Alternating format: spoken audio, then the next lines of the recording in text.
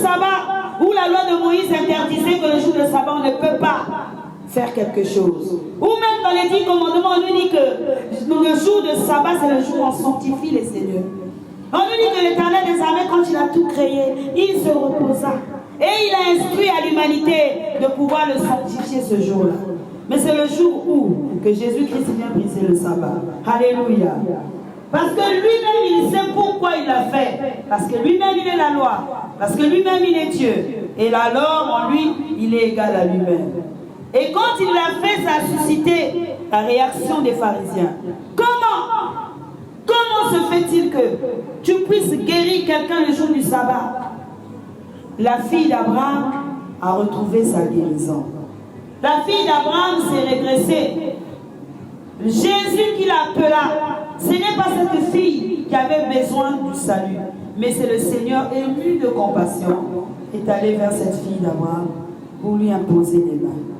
Alors que ta situation dans l'année 2024 assurément a eu des difficultés, surtout sur le plan marital, instabilité au niveau du foyer, surtout sur le plan des affaires, instabilité sur le plan des affaires, surtout sur le plan travail. Tu n'as jamais eu un emploi fixe. Dans l'année, tu peux travailler partout, sauf rien.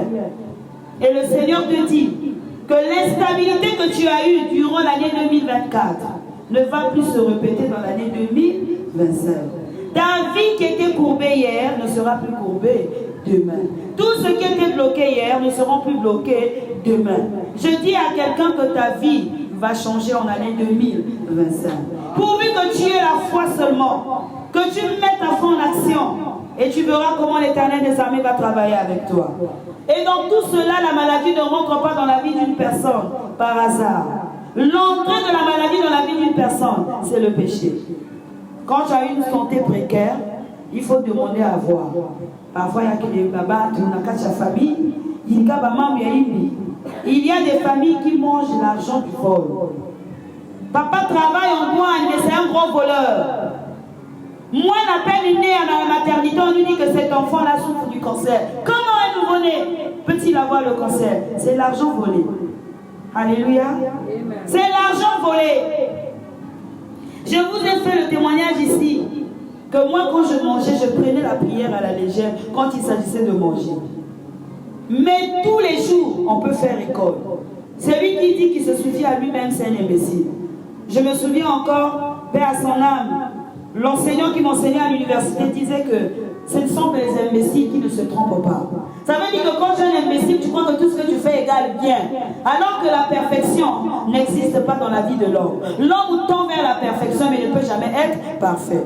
Aussi longtemps qu'il a la chair, il va toujours tomber. Je prie. Maintenant que je mange, avant de manger, je prie. Je n'ai plus les problèmes de constipation. Parce que j'ai réalisé combien ce que je mange a été volé. Même ceux qui vont acheter la marchandise. Parfois, même la babine à la jardin, mon Merlin. Quand tu reçois la marchandise, prie, sanctifie par le sang de la vie. On te donne à manger, prie d'abord. Ne mange pas si vite. Prie d'abord. La maladie est rentrée dans la vie de quelqu'un pendant 200, 300. On nous dit que cette femme, 18 ans de souffrance, 18 ans de pénitence, elle est restée longtemps courbée. À cette époque, il y avait des sacrificateurs. Elle n'avait jamais trouvé de solution. Mais dans le livre de Luc, chapitre 4, verset 18, on nous dit que l'Esprit du Seigneur est sur moi, parce qu'il m'a envoyé pour annoncer bonne nouvelle aux pauvres. Alors la bonne nouvelle, c'est l'évangile. Il m'a envoyé pour guérir ceux qui ont le cœur brisé, pour proclamer aux captifs la délivrance. Cette femme était sous la captivité de l'ennemi. La bourse. Pendant longtemps, les hommes de Dieu la voyaient. Il n'y avait pas de solution.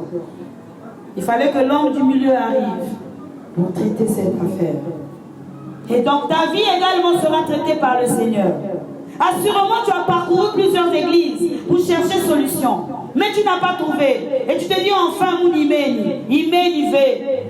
Car le Seigneur te dit qu'il y a un temps pour toutes choses. Si tu as pleuré pendant longtemps, maintenant il va te faire sourire. En rentrant dans l'année 2025,